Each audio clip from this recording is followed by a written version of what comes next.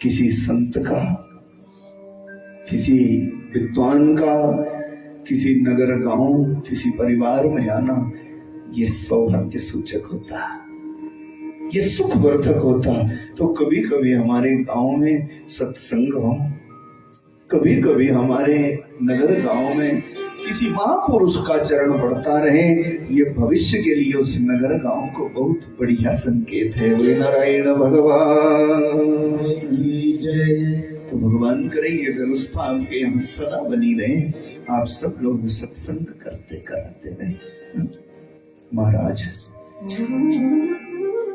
कि मुनि आगमन सुना जब राजा, मिलन गयो लय विपर समाजा।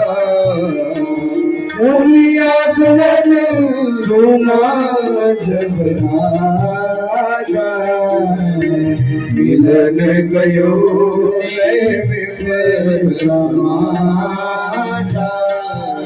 और कोई विद्वान, कोई संत हमारे द्वार पर आए तो आनंद मानो, क्योंकि वो आशीर्वाद दे करके जाता है, उसके भजन का बल होता है।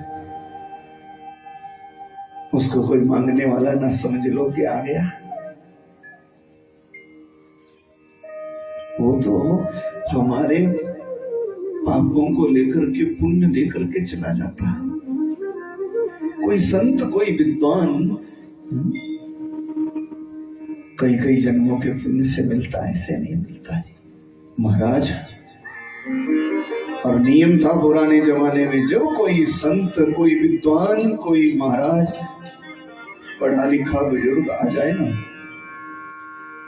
मंत्रों के साथ उसका स्वागत करते थे। अब तो धीरे धीरे ये परंपरा लुप्त हो रही है। अब कौन करता है?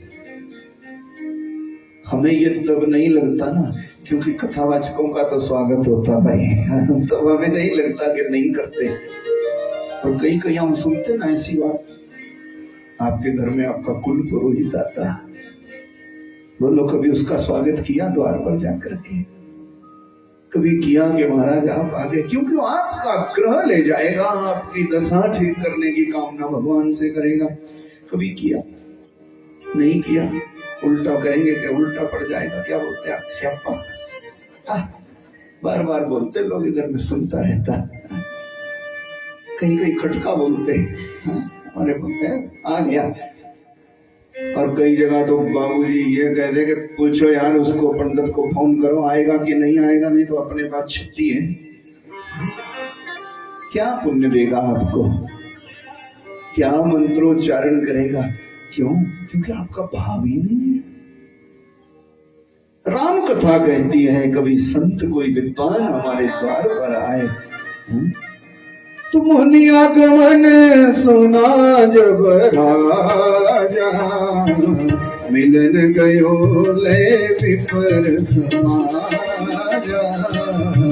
मुनि आगमन सुना जब राजा, मिलन गयो विपर समाजा। कर दंडवत मुनि सन्मानी, निज आसन बैठा रहियानी। दंडवत मुनि सन्मानी, निज आसन बैठा रहियानी। महाराज दंडवत प्रणाम किया, चरण धोलाए, मुख्य द्वार पर ही जाकर के, जैसा हम भागवत जी का स्वागत करते हैं, चरण धुलाए, तिलक किया, दंडवत प्रणाम किया और ले आए, आसन पर बिठाया, जलपान का प्रबंध किया। पूरा राज समाज खुशी हो गया, आज कोई संत आया है। आपको कहें कोई विद्वान हमारे नगर गांव में, हमारे घर में पधारे, आनंद बना, क्योंकि ये बड़े भाग से मिलता। क्यों नहीं? भगवान की अति कृपा जब होती, पुण्य पुंज बिनु मिलहि न संता, सत्संगति संसृति कर अंता। कई जन्मों का पुण्य जब होता उदय, तो ही संत मिलता। महाराज फिर हाथ जोड़ करके पूछा कि गुरु जी आप आए, बड़ी कृपा हुई, पर आपने आदेश कर दिया होता, यहाँ आने की जरूरत नहीं थी, वहीं से बोल दिया होता कि क्या कुछ क्या कर सकते, सेवा को आदेश किया होता। विश्वामित्र ने कहा राजन तू धन्य है, क्योंकि तूने देवताओं की सहायता कई बार करी है देवासुर संग्राम में। हमारे को संकट आया है, दुष्ट लोग हमारा यज्ञ नहीं होने देते। महाराज राजा ने तो सेनापति को एकदम हुक्म कर दिया सेना तैयार की जाए, वनों में चल करके संतों की रक्षा करेंगे।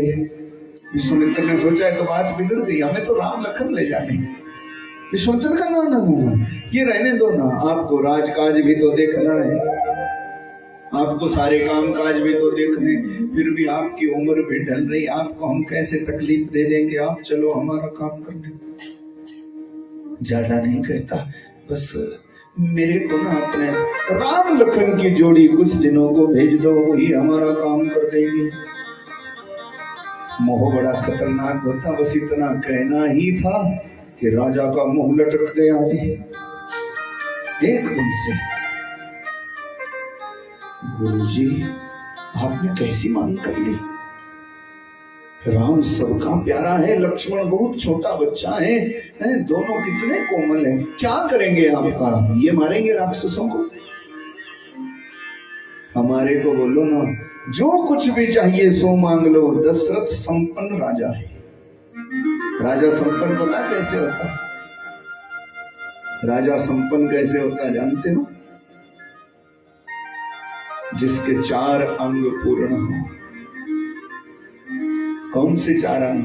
महाराज दशरथ के चारों अंग पूर्ण हैं, तभी तो चक्रवर्ती सम्राट है महाराज, दुनिया घबराती उनसे। क्या क्या 4 अंग? महाराज दशरथ ने कहा गुरुजी राम लखन को तो भेज नहीं सकता, मांगू भूमि देनु धन को सा, सर्वस देहु आज सरोसा, मांगू भूमि देनु धन को सा, सर्वस देहु आज सरोसा। मेरे पास क्या नहीं है, बोलो आप क्या दूं मैं आपको? अब जिसके पास होएगा वही देगा। राजा के चारों अंग पूर्ण होने चाहिए, तभी वो देश समृद्ध होता है। और उसमें राजा पर ही सब छोड़ दो तो थोड़ी काम बनता है। हम सबको राष्ट्र के उत्थान में सहयोग करना चाहिए। हाँ, जितना जिससे हो जाए उतना करना चाहिए। सेना अपना काम ईमानदारी से करे। विद्वान लोग, संत लोग अपनी विद्या का सदुपयोग करें। डॉक्टर वैद्य बेईमान ना हो, और जो बड़ी बड़ी पदवियों पर बिठाए गए सरकार की तरफ से लोग हों, वो अपनी पदवी का दुरुपयोग करके लालच में, लोभ में बेईमानी ना करें, नहीं तो राजा का विनाश हो जाता है। कि हम सबका धर्म है कि राष्ट्र की रक्षा कैसे करी जाए। समृद्ध राष्ट्र बनाने को है सभी का योगदान होना चाहिए, अकेले का काम तो है नहीं।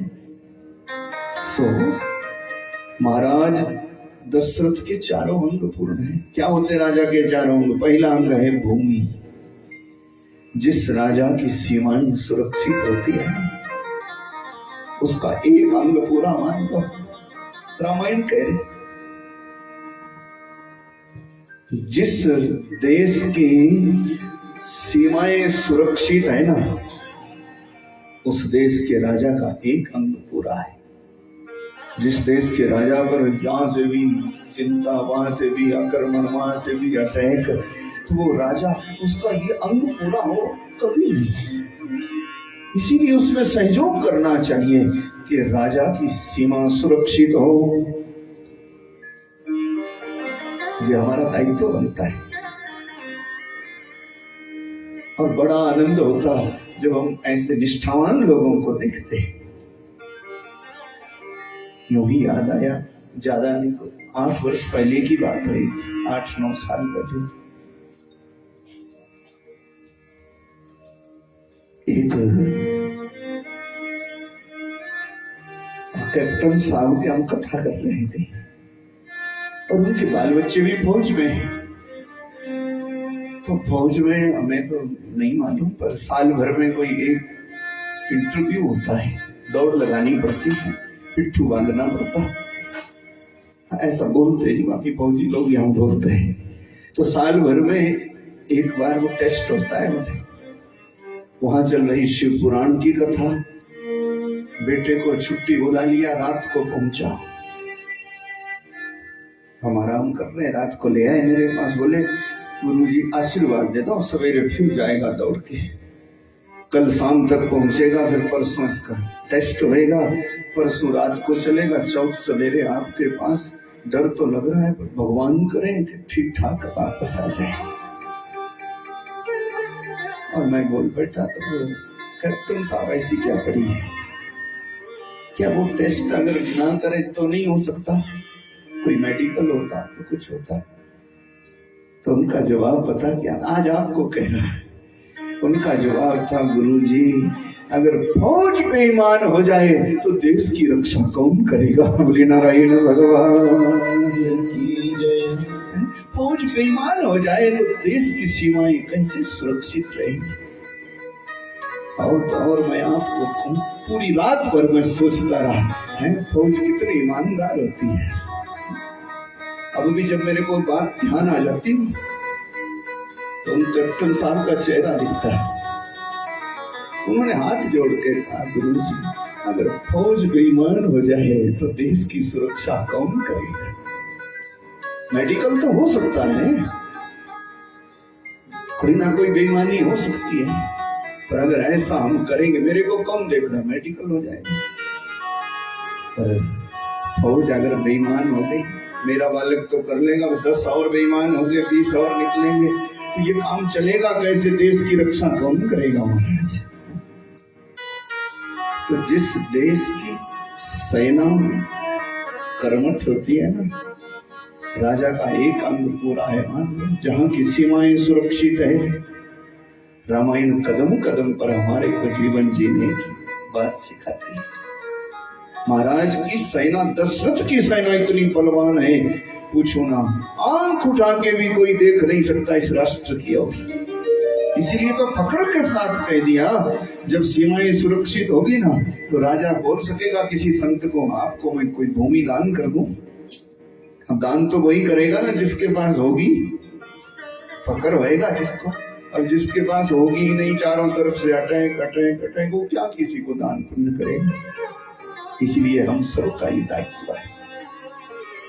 महाराज दशरथ ने कहा, मांगू भूमि, गुरुजी जमीन मांगो, आपको आश्रम बनाने को कोई अपने राज्य में ऐसी जगह दे दूं, जितनी चाहिए उतनी ले लो, कमी नहीं है ना, तभी तो कहा। तो राजा का एक अंग है, उसके राज्य की सीमा सुरक्षित हो, उसका एक अंग पूरा होता है। और दूसरा कि मांगो भूमि धेनु धन को सा,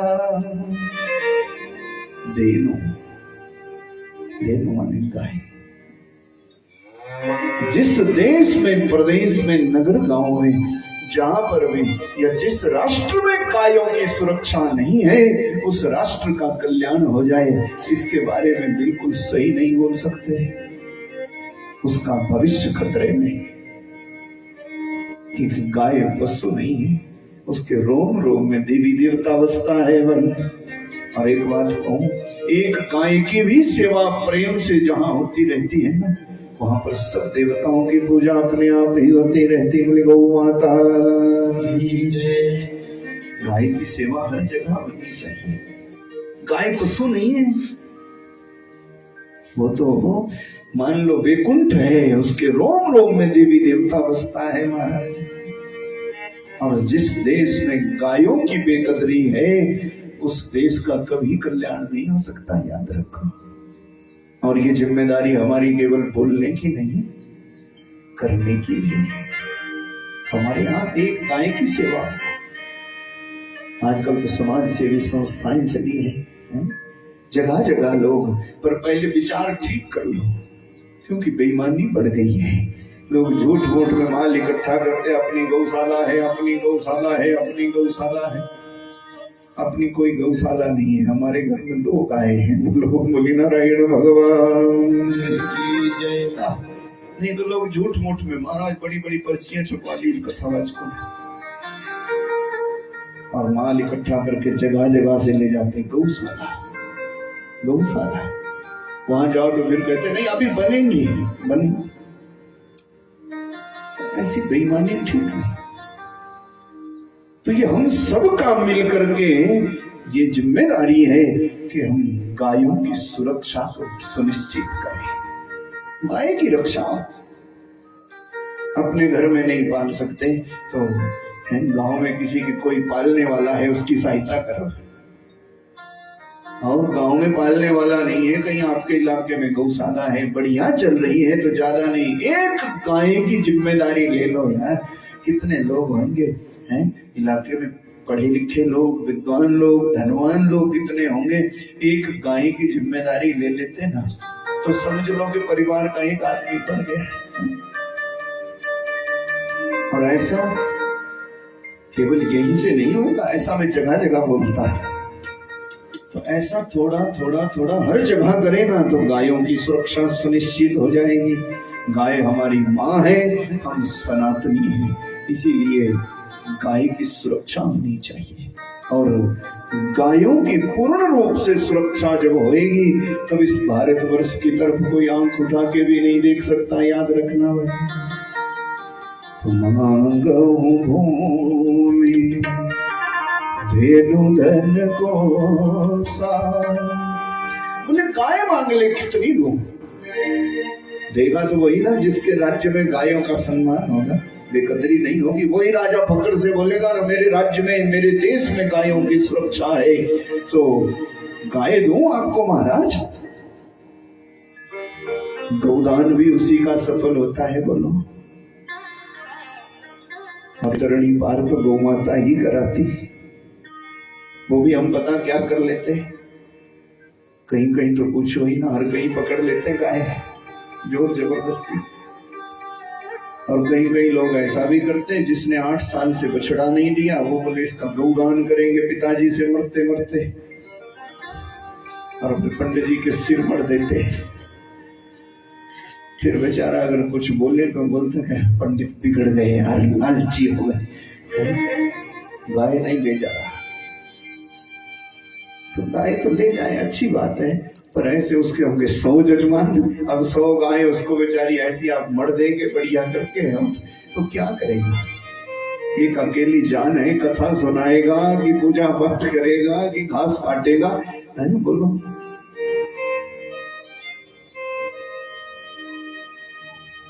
तो ये कुछ बातें गायों की सुरक्षा सुनिश्चित हो तभी कथाएं सफल होती। और हमारे यहाँ तो हमें तब अच्छा लगता नहीं ना इतना ये बोलना, क्योंकि यहाँ पर गायों की हम लोग सुरक्षा करते हैं, गाय की पूजा करते हैं। और अगर हिमाचल से बाहर आप कभी कभी निकले तो गायों की दुर्दशा देखो, आइंदा वो शहर में जाने का भी आपका मन नहीं करेगा। सड़क पर लाइन लगा के गायों को काट दिया जाता है, बहुत अव्यवस्था है। कुछ बाहर घूमे फिरे लोग हैं तो सब जानते हैं, और फौज के लोग तो बड़े अच्छे तरीके से जानते हैं। पूरी रात दिन जो बेचारे बड़ी मुश्किल से,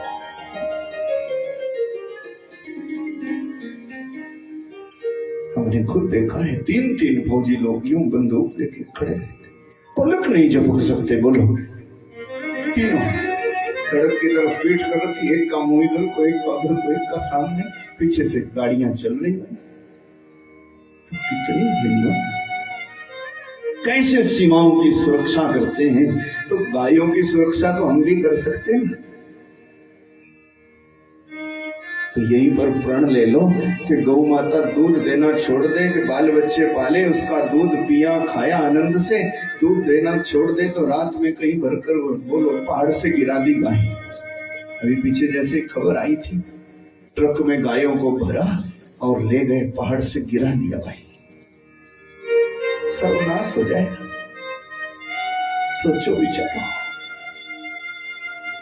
तो गौ माता जब दूध देना बंद कर दे तो हम कभी उसको छोड़ेंगे नहीं, ऐसा विचार कर लो। बस मन में आए भी ना तो हमारी राम कथा को स्मरण कर लेना कि ये महापाप दुराचार है। जब तक सूरज चांद रहेगा तब तक गाय को बेकदरी करने वाला नरक में रहेगा, नरक से निकलेगा। गायों की सुरक्षा सुनिश्चित। तीसरा धन। राजा के पास धन के पर्याप्त साधन हो तभी तो किसी को दान कर सकता है राजा, किसी देश का, किसी दूसरे को कर्जा भी दे सकता है। अगर उसके पास धन होएगा तो, नहीं होएगा तो क्या देगा, उल्टा लेगा और पूरा ये हिसाब ही डगमगा जाएगा। महाराज दशरथ के खजाने भरे हुए थे चारों तरफ से, तभी तो कह दिया विश्वामित्र को खजाना मांग ले। तो जिस देश के खजाने में भरपूर धन होता है वो राजा का तीसरा अंग पूरा है। और बोलो ये तीन अंग पूरे हुए, सीमाएं सुरक्षित है, गायों की सुरक्षा है, धन के खजाने भरे हैं, तो चौथा अंग राजा का ये है, फिर राजा बेईमान नहीं होना चाहिए। बोले नारायण भगवान। तभी तो महाराज दशरथ ने कहा मैं अपने कल्याण के लिए, अपने प्रजा के कल्याण के लिए सर्वस्व दे हूं आज सरोसा। बड़े प्रेम के साथ मैं अपने प्राण दे दूं आपको। क्या बोलो महाराज, भूमि दूं कि गाय दूं कि धन दूं, क्या प्राण दे दूं?